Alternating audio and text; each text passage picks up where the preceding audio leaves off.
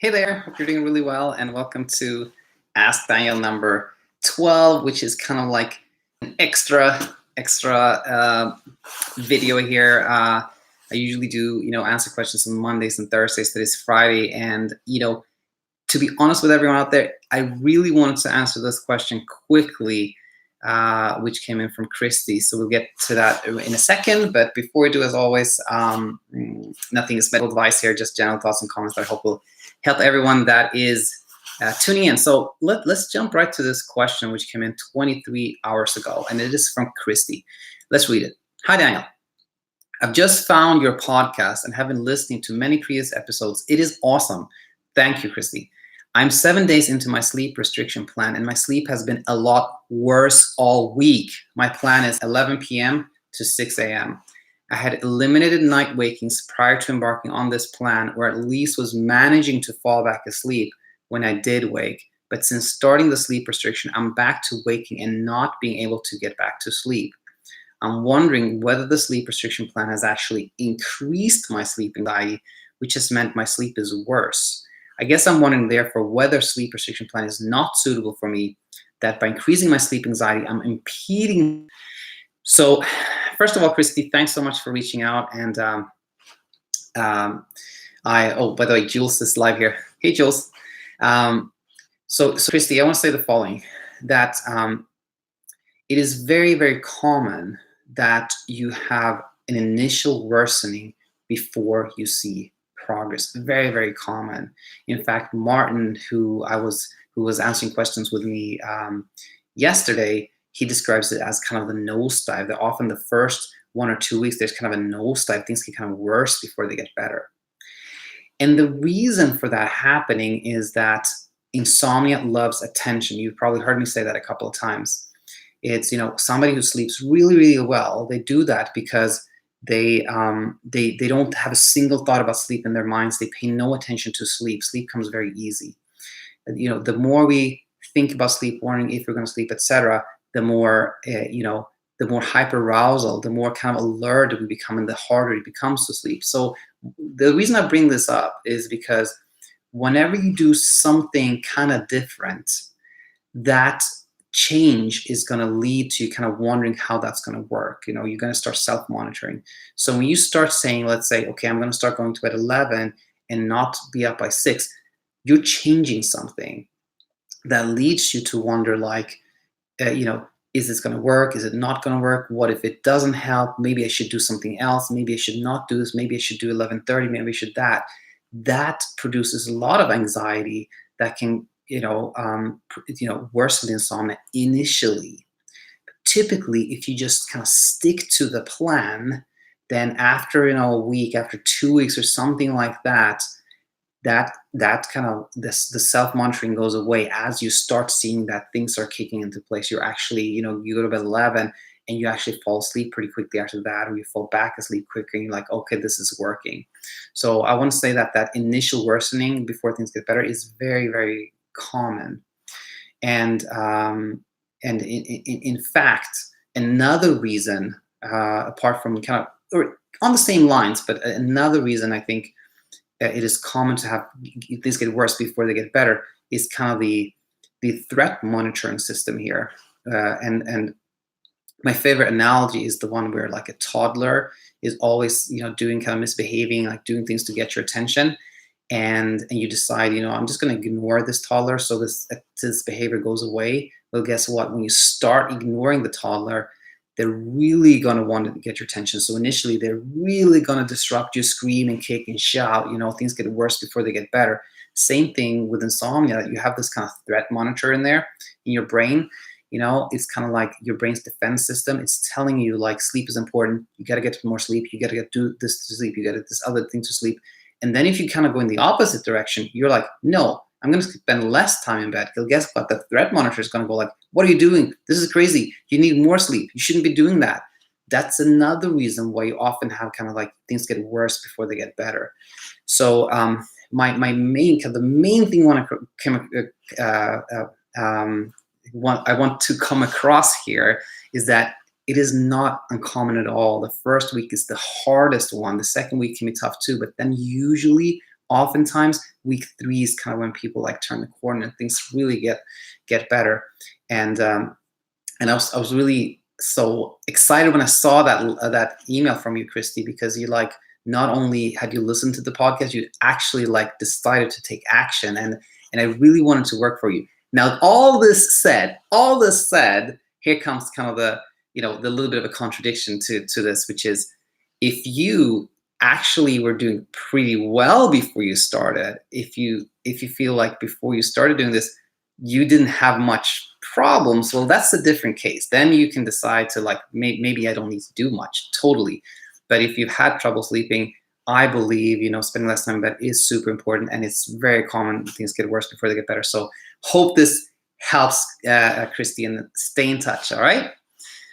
Cool. So with that said, there were 2 other comments I wanted to talk about.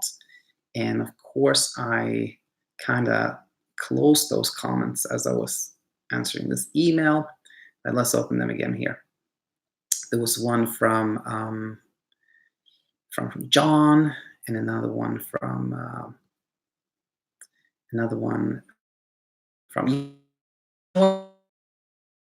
just open them on my phone instead. I think that'll be quicker. Sorry about this. I had it all prepared, but I did something wrong. So let's see here, comments. Okay, we can start with this one, which is from Haval the Chain Derek, who I think previously have called Derek, and now I said Haval, but I'll just say Derek here. So this is a comment from the other day, and Haval, or Derek, I should say, writes the following. It's actually from just 16 hours ago. Hello, Daniel.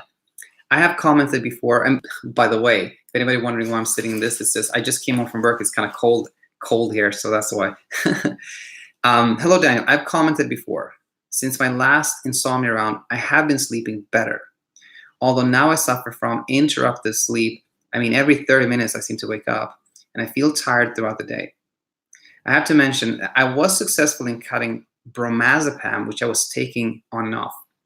However, after a week of completing cutting off, I had exams and needed sleep, so I took a zopiclone tablet and took a third of it. The other 2/3 I took the following days. Once I finished exams, I did not take anything, and I was sleeping late at 5 a.m., but what was important was I slept 8 hours and felt okay. 3 days after my exams, I started to experience this fragmented sleep. I do not know why. What do you think? Thank you very much for your advice in advance. Have a good day. Well, here are my thoughts. First of all, I want to say, you said, since my last insomnia, I have been sleeping better. That's great. That's fantastic. As Martin said yesterday, we're kind of programmed to look for problems. Like if somebody goes like 10 nights and they sleep well 5 and really poorly 5, naturally we focus on the 5 we didn't sleep well, because that seems to need fixing. There's where our attention goes. The problem always with insomnia is like when you kind of focus on the problem and you try to solve the problem, you often kind of get intertwisted in like, you go down the rabbit hole trying to solve something, creates more attention, more problem, etc. So I kind of like right off the bat, I want to say, always focus on the positives. Like, you've done better overall. That is great. That should build your sleep confidence. Well done. Awesome job. You came off what sounds like a benzodiazepine here. That's not easy. That's great. And when these exams happened, I completely understand it. And this is maybe the, as everybody who listens to me knows, I'm very, very cautious, or like very much, I don't believe that sleep medications are almost ever helpful, because they take away your kind of your confidence in your own ability to sleep. And when you had exams like that, and you decided to take them and you maybe slept better, in a way you could make the case that you kind of didn't give yourself an opportunity to see that you could have slept and done well before the exams, or you could say, well, those exams happen a few times a year. It is okay to take something before those nights. Both those, I think, are very valid things to say here. But more importantly, the general content here, the general message here is that things have been kind of on and off. Then after the exams, you were sleeping well, and then now you're having fragmented sleep again. I don't know why. What do you think? that question always comes up. Like, what do you think it is? I'm not sure why this is happening. And the temptation, of course, is always to try to find out, why is it that I now have fragmented sleep? Why is it that I can't fall asleep? Why is it? What is happening to me? And the reality is that it is unknown. And it is impossible to know exactly why this is happening. And the pursuit of trying to find out just creates more kind of frustration and anxiety. So the best thing to do is always to I'm not even going to bother to try to find out why. I'm not going to go there. I'm not going to be tempted to try to figure out why, because that's a trap that leads you down a rabbit hole. So I think the best thing to do is not wonder why. Okay, I had this fragmented sleep for now, but I'm not going to try to figure out why, and then just go back to basics.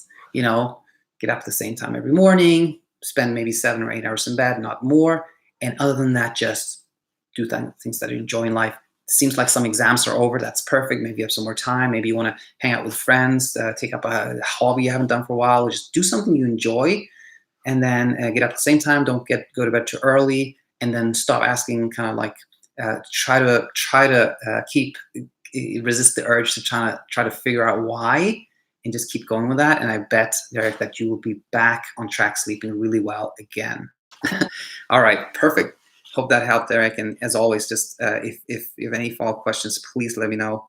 And here it is. Perfect. So this is a question or a comment really from John. And this is a comment on episode number 52, where John writes the following. Hey man, new subscriber, I need your help. I'm having severe jerks just as I'm drifting off. I can feel my breathing stop and my diaphragm hiccup. It takes me hours to fall asleep. If I do fall asleep, it goes on during the night, every few minutes. It is killing me. So here we have a story of kind of really, jerks. It sounds like hypnic jerks. Sounds like jerks that are happening as you're about to fall asleep, right? But that are persistent and causing a lot of trouble. And I think, there was a mentioning of it feels like my breathing stops. And, as I said in the beginning of the podcast here or episode here, if you have any worries about your health, nothing here is medical advice, talk to your doctor.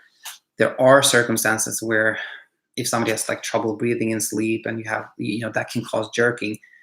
But, typically when you have the jerking that happens as part of sleep apnea, the person that has them often doesn't know about it. It's more like people tell them that, you're jerking a lot. And also there's not this emotional component. There's no stress, anxiety related to it versus these kind of hypnic jerks where it's very frightening. So, again, this is a kind of general comment, but generally, if you are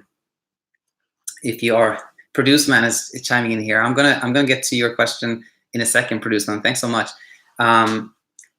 Generally speaking, if you're about to fall asleep and you have a jerk or sudden awakening, and that really triggers an emotional response, you're kind of anxious, annoyed, frustrated, why is this happening?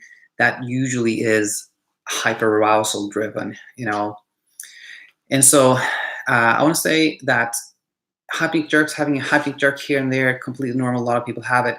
When it's happening excessively, when there's this emotional response, when it triggers insomnia, it is hyperarousal driven.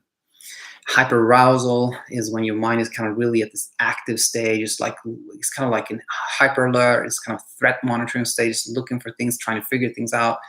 And the more attention you pay to these hypnic jerks, the worse they get. And you might have checked this out already, but Talking Insomnia number 16, when I talked to Alex, that might help you. For everyone that's tuning in here, I've started to put a number of playlists in the description. There is a playlist on this topic that I hope will help, but I'll share what I think, generally speaking, is really good to do when it comes to these hypnic jerks, which is actually the same thing as for insomnia, meaning try not to figure out why they happen. That is an important one. Give them less attention. Try not to prevent them. It's tempting to say what if I do this, maybe I'll less of them. Maybe if I did this, I'll less of them. But what happened then is you're trying, like, say, I'm going to drink this tea, see if I have less. I'm going to try some magnesium to see if I have less jerks. Oh no, I had more jerks. I'm going to try something else. Or, oh yeah, magnesium seemed to work. I have to up my dose. That's another rabbit hole. So try not to do things to prevent them. And I think all those things are good. And what Martin Reed taught me is, if you can reframe it so that you're actually thinking of it as a positive, meaning it's a sign that you're about to fall asleep, it's kind of almost reassuring, that I'm sure is really hard, but could be amazing. And then, oh yeah, one more thing. Always with trouble sleeping, spending less time in bed is, I'll say virtually always the right thing to do. And what I'm hearing here is that when these jerks happen, it can sometimes take hours before you fall back asleep, which can signal that you're not having enough sleep drive. You're not like sleepy yet. And so I'm thinking, like, if you do the classical thing, like get up at 6, don't go to bed before 11:30 or something like that, spend less time in bed, over time you may build a strong sleep drive. So even if this jerk happens, then you're quite sleepy and you fall back asleep after that. And then, you get more solid sleep too with a stronger sleep drive. So all those things I think could really help. So John, stay in touch. So this one's a live question here from Produceman 13.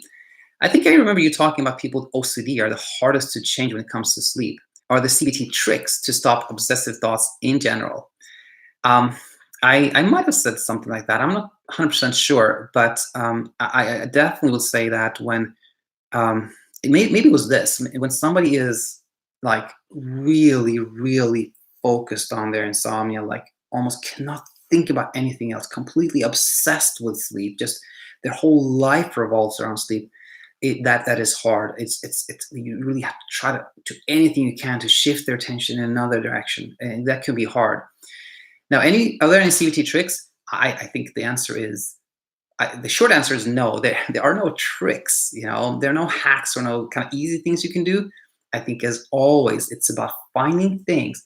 Oh yeah, I thought about this today because Ellen, who has guested me before, is going to come back in a few weeks. And something she said that I never forget, and for some reason I've been thinking a lot about this, is that she said, there has to be something in your life that is bigger than your insomnia. There has to be something in your life that is like bigger, more important than your insomnia. So I think about, if you kind of obsessive thoughts, particularly around sleep, you have to find something in your life that is bigger, something that takes a bigger role, something that you love, that you're passionate about, something that makes you want to like get out of bed in the morning and do that thing. I think that's the best way to get past kind of obsessive thoughts. And then Produceman said, I stretched out my sleep window to 6 hours, and this insomnia came back hard. I'm surprised how just one more hour in bed put me right back to sleeplessness. I better go back to the 5 hours. Okay. Here's a lot to talk about. When I started this podcast or this episode, was to say to Christie that whenever you make any change, including your sleep window, that leads to self-monitoring. You're wondering, how is this going to affect me? You go to bed and you're like, okay, I'm going to bed later than usual. Hopefully I'll sleep more. Maybe I don't, whatever I do. Same thing when you adjust your sleep window. You decide, okay, I'm going to go, actually, I've done a tight sleep window. I've been going to bed like midnight and getting up to 5. I've been sleeping pretty solid, but I'm tired. I'm now going to go to bed 11 instead. Well, guess what? When you go to bed 11, you might be like, oh, I'm in bed 11. I wonder if this is going to work. Maybe I should not have done it now. Maybe I should have waited. Maybe I should go to 12.